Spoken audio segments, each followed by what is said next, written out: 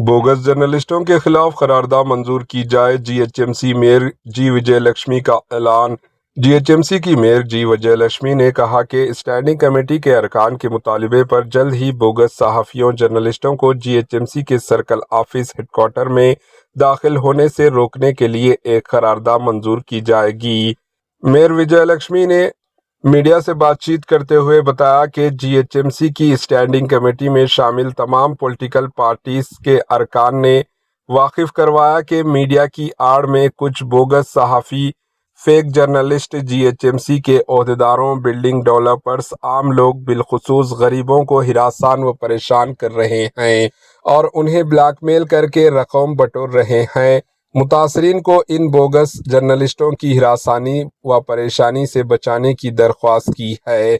Mayor Vijayalakshmi ने कहा कि फेक जर्नलिस्टों का मामला पूरे शहर हैदराबाद में संगीन बन गया है। इस सिलसिले में रोज़ाना तमाम हलकों से शिकायतें वसूल हो रही है।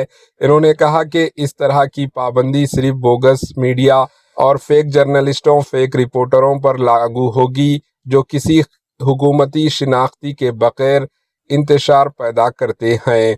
Bureau report, AHN news.